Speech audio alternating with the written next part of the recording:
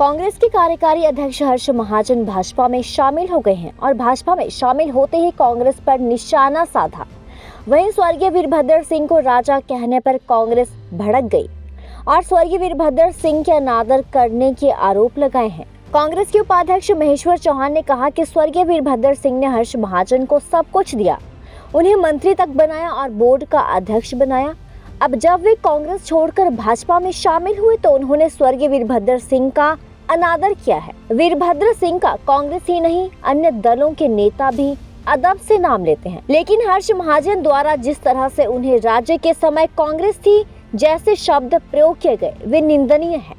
और जहां तक आपने हर्ष महाजन जी की बात की तो उनको मान सम्मान में कांग्रेस पार्टी ने कोई कमी नहीं की। अभी भी वो कार्यकारी अध्यक्ष थे और पूरा उनका जीवन जो है कांग्रेस में पदों से परिपूर्ण रहा है। उन्होंने कभी मुझे याद नहीं है कि वो किसी वक्त किसी पद पे ना रहे हो। हमेशा उनको कांग्रेस पार्टी ने मान सम्मान दिया, उनके पिताजी को मान सम्मान दिया।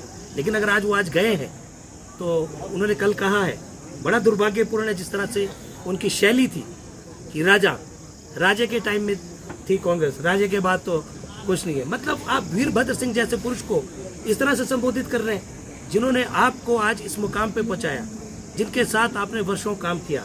आप आज कोई भी नेता हिमाचल प्रदेश का या देश का वीरभद्र सिंह को इस तरह से संबोधित नहीं करता जिस तरह से कल हर्ष महाजन जी कर रहे थे। हमें आपत्ति है उनके शब्दावली पर कि जिस तरह से वो उनका संबोधन कर रहे थे। किसी भी कार्यकर्ता को कांग्रेस की अच्छी नहीं लगी होगी, हिमाचल प्रदेश के किसी व्यक्ति को अच्छी नहीं लगी होगी कि आप आज वीरभद्र सिंह स्वर्गीय हैं। आप उनके बारे में इतने अनादर से कह रहे हैं कि राज्य के वक्त तक कांग्रेस थी, राज्य के जाने के बाद इस तरह का संबोधन उनको आप दे रहे हैं। आज अगर सबसे ज्यादा दुखी होंगे तो स्वर्गीय लाला देशराज महाजन की जो आत्मा भी दुखी होगी, क्योंकि अगर उनका जो एक वर्धस्त था और जो उनका वर्चस्व था, उन्होंने कांग्रेस पार्टी के लिए अपना पूरा जीवन दिया, उन्होंने पूरा जीवन कांग्रेस पार्टी के लिए समर्पित किया और हर्ष महाजन जी ने भी उनकी लेगेसी को आगे बढ़ाया। और आज वो अगर भारतीय जनता पार्टी में गए हैं तो उनकी अपनी कोई ना कोई, अब वो तो वही बता पाएंगे कि कौन सा भय था या कौन सी उनकी मजबूरी थी कि उनको अकारण तुरंत किसी को बिना बताए अकेले चुपचाप से जो भारतीय जनता पार्टी को जो है में शामिल होना पड़ा।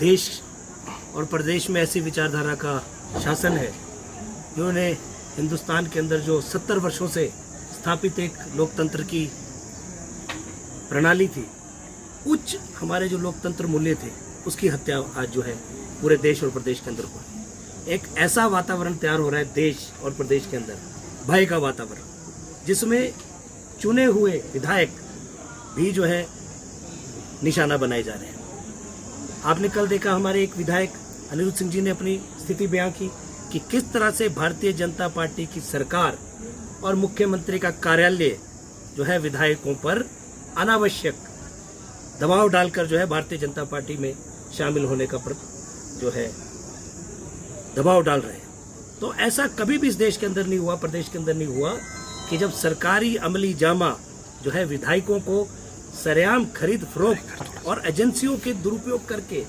उनका डर दिखाकर किसी राजनीतिक दल की जो है शामिल होने की किसी राजनीतिक दल में प्रक्रिया शुरू की जाए। तो हमारा भारतीय निर्वाचन आयोग से आग्रह है कि इस लोकतंत्र की हत्या को बचाने के लिए हिमाचल प्रदेश के अंदर तुरंत आदर्श आचार चुनाव संहिता जो है लागू की जाए, क्योंकि ये सरकार किसी भी हालत में, ये विचारधारा किसी भी ढंग से जो है तोड़ फोड़ करके, खरीदो फरोख्त करके जो है अपने पक्ष में जनादेश करना चाहती है।